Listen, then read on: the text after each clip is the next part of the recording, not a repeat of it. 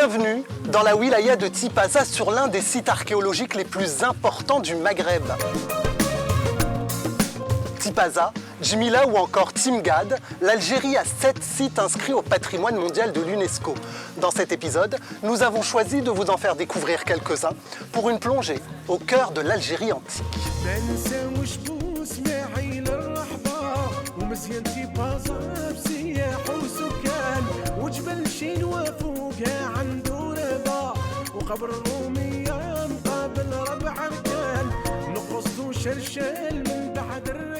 Bonjour Ahmed. Bonjour. Ça va, vous allez bien? Très bien, merci à vous. Super. Dites-moi, c'est quoi ce mystérieux monument? C'est un tombeau, c'est une évolution naturelle des basinas, des tumulus en tertre et aussi des pyramides d'Égypte. C'est un petit peu un mix de tout ça. Il abrite vraisemblablement la sépulture de Cléopâtre Sélénée et on suppose que Juba II a été aussi inhumé à l'intérieur de ce monument. Donc dans ce mausolée royal de Maurétanie serait enterrée Sélénée, qui n'était autre que la fille de Cléopâtre. Voilà, la célèbre Cléopâtre Cléopâtre. VII avec son nez tout aussi fameux. Donc sa fille a vécu avec Juba II, c'était l'épouse de Juba II et ils ont commencé à former une dynastie qui était prospère vers la fin, la deuxième moitié du 1er siècle avant Jésus-Christ jusqu'au 3e siècle après Jésus-Christ.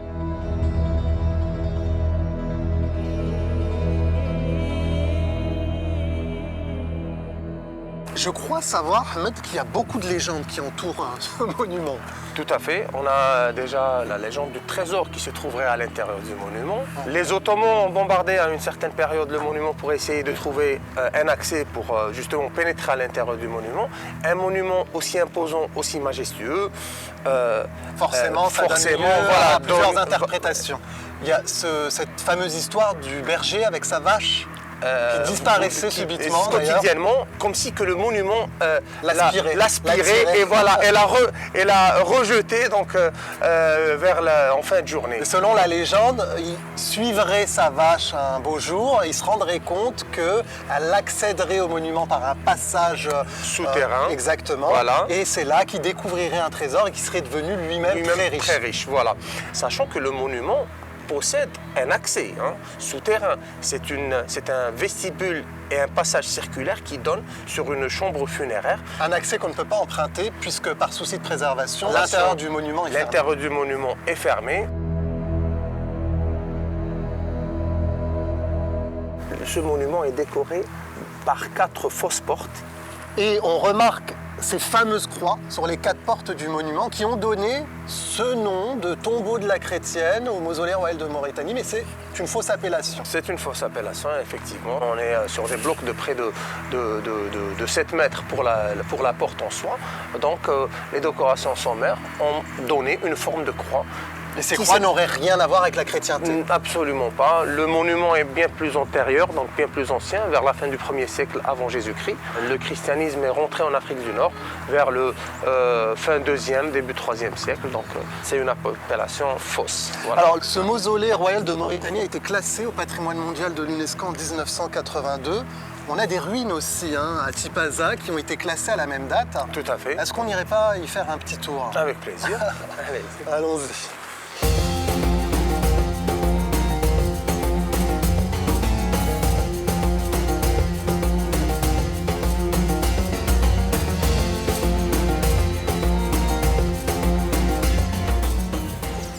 Voilà, bienvenue au site de Tipaza. Merci. Voilà l'entrée de l'amphithéâtre. Ah oui, gigantesque. Donc c'est là qu'auparavant, à l'époque romaine, se déroulaient des combats de gladiateurs. Tout à fait. Les joutes qui étaient un délice pour les yeux du public qui venait assister à des représentations qui n'étaient pas forcément avec un aspect sanguinaire, mais plutôt un outil de propagande déjà pour l'Empire romain. Les gladiateurs rentraient par l'entrée est et ressortaient par la porte ouest.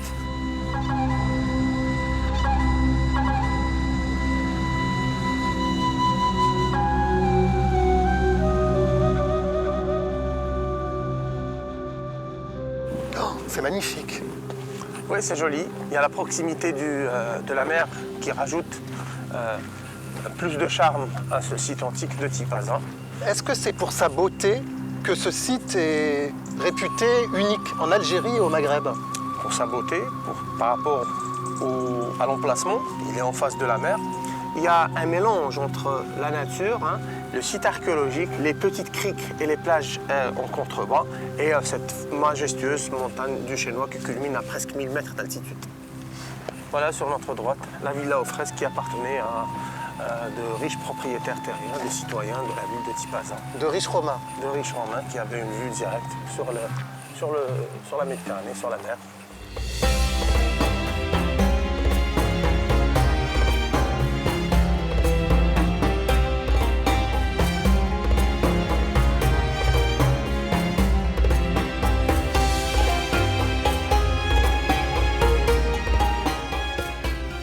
Nous avons un autre joyau architectural à Tipaza, la grande basilique chrétienne.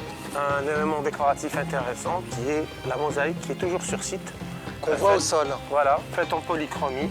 Ça veut dire qu'on a un panel de couleurs assez large.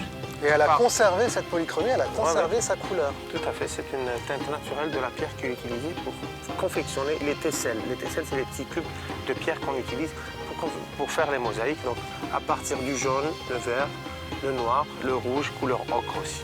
Et cette basilique, elle est considérée par certains comme ayant été la plus vaste de l'Afrique chrétienne. Tout à fait, c'est le monument religieux le plus imposant, le plus important à cette période.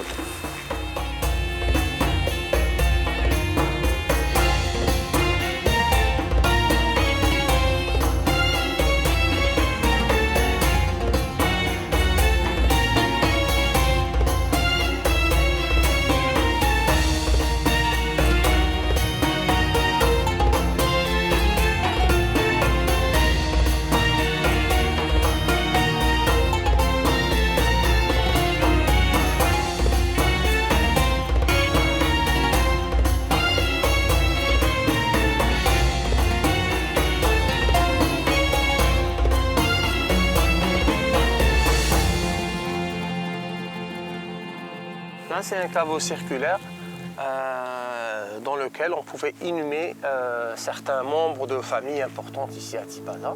Et derrière, au second plan, vous avez aussi des temples troglodytes qui sont creusés carrément dans la roche.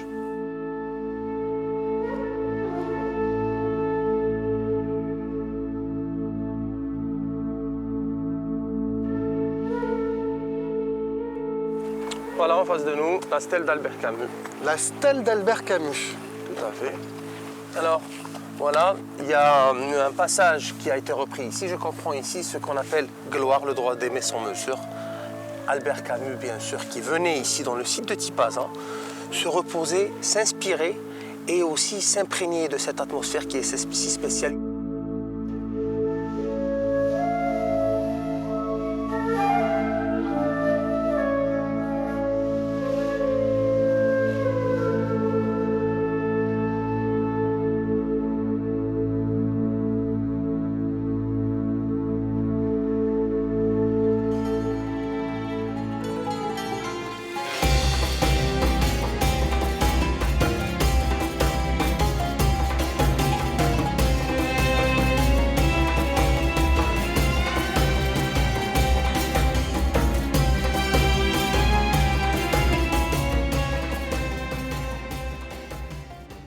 On arrive au théâtre de l'antique Césaria, actuellement Cherchel. C'est l'un des monuments les plus importants de cette fameuse capitale antique. On n'est pas n'importe où quand on vient à Cherchel, on est dans l'ancienne capitale, comme vous nous le disiez, d'une grande province romaine qui s'appelait la Maurétanie césarienne. Effectivement, l'une des plus grandes régions de l'Empire romain et une région avec une importance assez conséquente, avec l'avènement de périodes assez importantes qui a vu l'édification de monuments aussi beaux comme et aussi ce somptueux théâtre. comme ce théâtre, exactement. Ce théâtre est l'un des premiers à être construit en Afrique du Nord. On a tellement fait de découvertes ici archéologiques que l'ancien musée ne suffisait plus à les accueillir et donc un nouveau musée a été ajouté à cet ancien musée. Exactement, Cherchel n'a pas donné tous ses secrets. Donc il y a toujours beaucoup de vestiges qui restent enfouis sous la nouvelle ville. Il y a une superposition de strates. La nouvelle ville et la ville coloniale ont été érigées sur les vestiges de l'ancienne Césaria. Cette typologie a fait qu'on découvre, à fur et à mesure qu'on avance dans le temps, des vestiges qui remontent à des périodes qui nous sont très lointaines aujourd'hui. Alors s'il y a encore une grande partie des villes antiques de Tipaza et de Cherchel à découvrir, ce n'est pas forcément le cas de Djemila, où nous allons maintenant. Je vous remercie beaucoup, Ahmed Ben Saleh, de nous avoir accordé cette interview. C'est moi qui vous remercie d'être venu.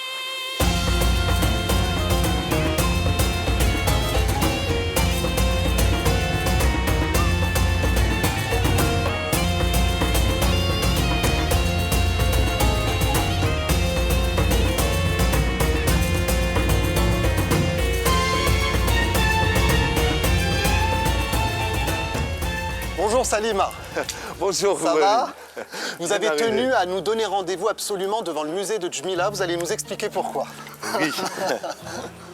Tout simplement parce que c'est le plus enrichi en mosaïque en Algérie. Toutes ces mosaïques accrochées au mur aujourd'hui, elles étaient au sol d'habitations romaines à l'époque. Oui. Et surtout, on va commencer par cette mosaïque. C'est la plus belle et la plus intéressante au musée. C'est la légende de Bacchus en 4 périodes. Chez les Romains, c'est Dieu divin. À l'origine, c'est Dionysos en grec. Vers le bas, c'est la petite enfance. On le voit bébé avec sa nourrice qui l'allaite. Deuxièmement, à gauche, c'est l'éducation de ce jeune Dieu. Et troisièmement, là-haut, c'est les libations ou bien les sacrifices. Quatrièmement, c'est les bacchanales ou bien les orgies, les fêtes qu'on fait après les vendanges. La deuxième mosaïque de la même maison, c'est la vie quotidienne, c'est des scènes de chasse. La partie inférieure représente les jeux, les combats avec le lion d'Atlas. La partie supérieure, c'est la chasse réelle dans les champs. On passe à la deuxième salle. C'est par là. Oui, on va voir 2 très belles mosaïques. La première mosaïque représente une scène mythologique, l'enlèvement de la princesse Europe par Jupiter, métamorphosée en taureau. La princesse Europe, Europe. comme le continent. Oui, parce qu'à l'origine, cette princesse, elle est phénicienne, elle était kidnappée par Jupiter, il l'a amenée en Crète, et en Crète, il se marie avec elle, et d'après cette légende, ils ont donné le nom de la princesse à la Grèce d'abord, et après le continent. D'accord. Voilà. Donc le nom Europe viendrait de Vient de cette la princesse. légende, voilà, ouais, c'est ça.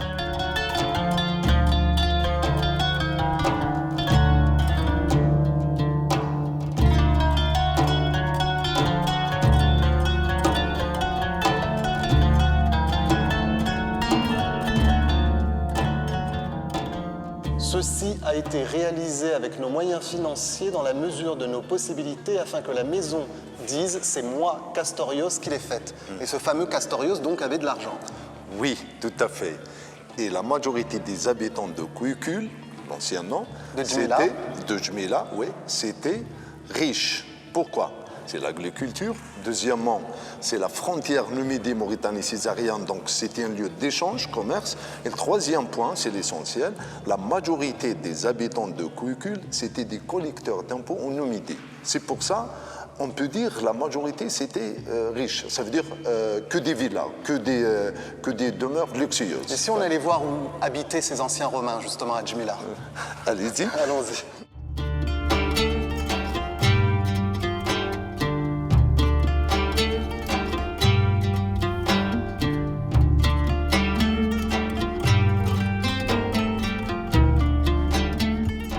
Là, on accède à la partie la plus récente, la partie chrétienne, 4e, 5e, 6e siècle. Alors cet ensemble de ruines romaines est décrit par l'UNESCO comme étant l'un des plus beaux au monde. Pourquoi? Premièrement, c'est le meilleur exemple de l'architecture romaine de la montagne. Deuxièmement, c'est un site complet et on a pas mal de monuments qui sont mieux préservés par rapport aux autres sites. Là, on se dirige vers le baptistère, où se passait le baptême. Ce monument, le baptistère, on peut dire qu'il est parmi les rares qui subsistent.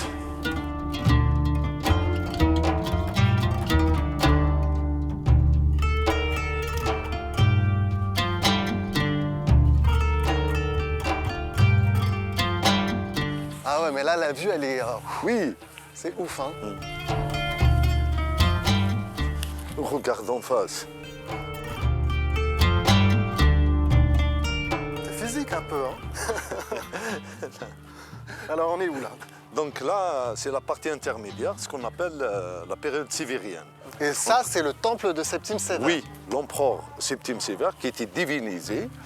c'était fondé en 229 et exactement la partie debout, c'est la partie sacrée et l'arc en face. Il a une histoire avec le duc d'Orléans. Il a visité le lieu entre le 19 et le 21 octobre 1839. Donc dès qu'il avait l'arc, il était impressionné. Qu'est-ce qu'il a voulu faire? Le démonter et le déplacer pour le mettre sur une placette à Paris. Et là, il y a un accident, le projet s'est arrêté. Donc cet arc est bien resté ici à Djmila, Il est là. alors qu'on voulait l'emporter Oui. en France. Oui.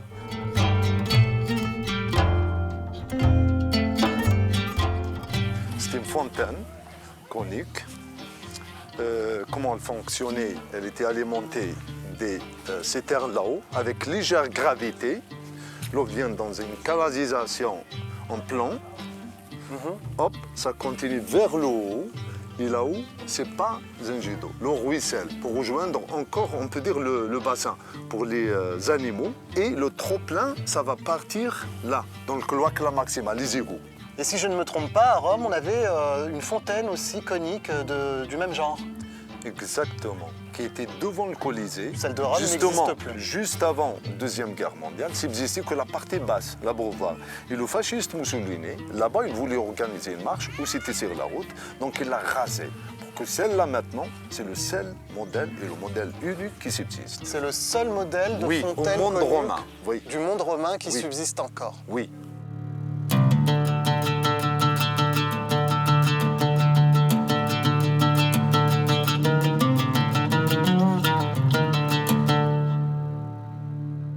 Et là, ce sont les anciennes thermes.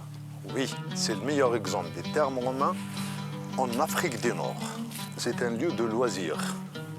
C'est une offre pour le peuple, comme le théâtre, comme l'amphithéâtre et tout ça. D'où vient le mot le pain et les jeux. À l'origine, c'est ça. De ce côté, c'est les latrines, les toilettes publiques. De l'autre, on va précipiter vers le gymnasium, salle de sport. Et gymnasium, ça vient des mots grecs gymna. Gymna, ça veut dire la pratique du sport nu ou presque nu. Ah, on faisait du sport nu ici. Oui, ou presque nu. Oui, Dans cette salle de sport. Oui, c'est pour montrer les muscles. Voilà. D'accord. On est là.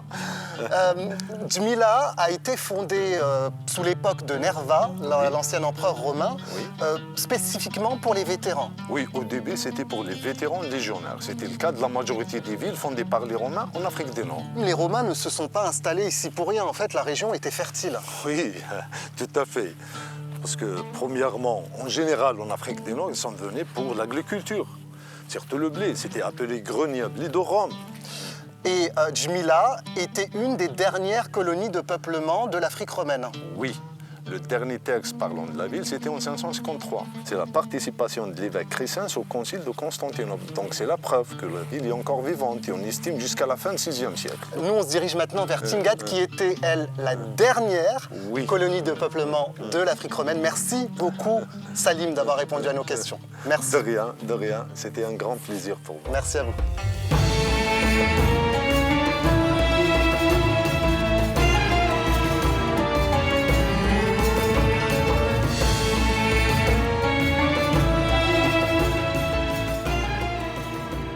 Dernière étape de notre voyage dans l'Algérie antique, la célèbre cité romaine de Timgad. Parce qu'elle est longtemps restée ensevelie sous les sables du Sahara, Timgad est une cité très bien conservée. Elle est même surnommée la Pompéi d'Afrique du Nord.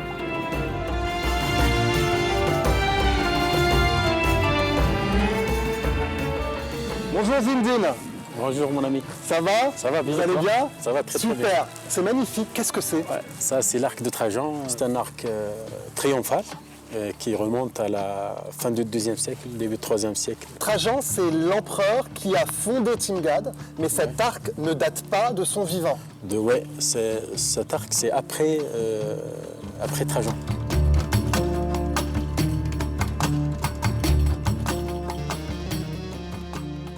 En fait, on emprunte une des allées principales de l'ancienne ville antique de Timgad. Ici, il y avait des habitants qui passaient, des commerçants. Oui, c'est ça, même des militaires. C'est la vie sociale de l'époque antique. C'est le Documenus Maximus. Voici le forum. L'ancien forum de la ville de Timgad. Voilà. L'ancien centre-ville, c'est le centre qui relie entre toute la société, soit commerçants, soit politiciens, soit même religieuse. Même c'est un centre. Ah oui, c'était un centre politique, économique, social, religieux. Voilà.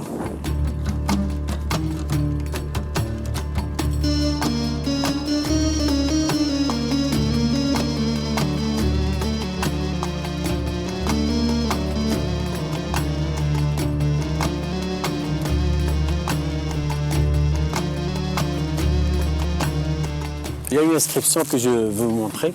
Ok. Voilà, juste à côté. C'est écrit quoi? C'est écrit, c'est Vinari, Lawari, Lideri, Viveri. Et c'est... Chasser, aller au bain, jouer, rire, voilà ce que c'est que vivre. Voilà. Les Ça, choses c'est- simples et essentielles de la vie. Et c'est ça. C'est encore le cas aujourd'hui. Oui, c'est ça aujourd'hui. C'est ça.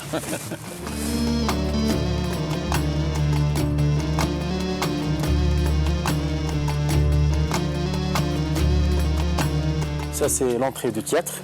Ah oui, il y a encore les gradins. La totalité des gradins a été restaurée à l'époque coloniale. Et c'est là où les spectateurs s'asseyaient pour assister au spectacle devant eux. Oui, c'est ça, oui. Ah, peut-être 3500 spectateurs. Ah ouais, 3500 spectateurs. Exposés, oui, c'est ça.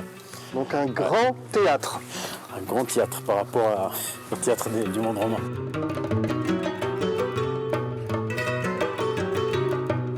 Voilà, c'est maintenant on est dans les espaces pauvres. Oui, parce qu'en fait, si je comprends bien, plus on occupait les sièges du haut, Ouais. plus on était pauvre. On était pauvre, Et ouais. les meubles étaient en bas en fait. On était en bas, oui. Ok. C'est ça, oui. Et les gradins se continuent jusqu'au bout des murs, oui. Ah oui. Voilà, Ah ouais. Ah ouais, on voit tout Timgad. voilà. C'est magnifique. Tu vois déjà, on était là-bas sous l'arc. L'arc, de on s'est Triomphe, donné ouais. rendez-vous. Plus au sud, on trouve le Capitole avec des colonnes immenses. Ouais, on le voit, ouais. Ouais. Et Le forum d'où on vient. le forum là-bas. Et comme pour le théâtre de Djmila, le théâtre de Timgad accueillait un festival ici tous les ans qui a été transféré ailleurs par souci de préservation. Ouais, c'est mieux pour la préservation du site, même pour la circulation des touristes. Heureusement, il a été transféré vers à l'extérieur du site, en face, là-bas. Ah oui, c'est les. Nouveau. En fait, ça, c'est des nouvelles arènes qui ont Ouais, été ouais, ouais. spécialement construites pour accueillir ce Ouais, festival ouais, pour- qui a lieu ici tous les ans. Ouais, c'est ça, ouais.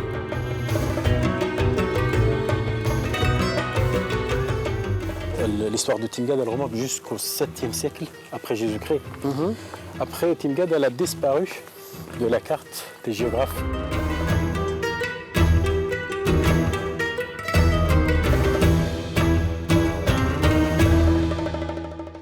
Et voilà la bibliothèque de Timgad. C'est la deuxième bibliothèque dans le monde romain, parce qu'il y a une autre bibliothèque à Éphèse de la Turquie. Dans le monde romain ou les villes romaines en Afrique du Nord, on ne trouve pas ce genre de bibliothèque. Seulement à Timgad, on trouve ce genre de bibliothèque. Cette bibliothèque a été construite avec 400 000 sesterces. C'est une somme importante à l'époque. Merci beaucoup, Zindine, d'avoir répondu à nos questions.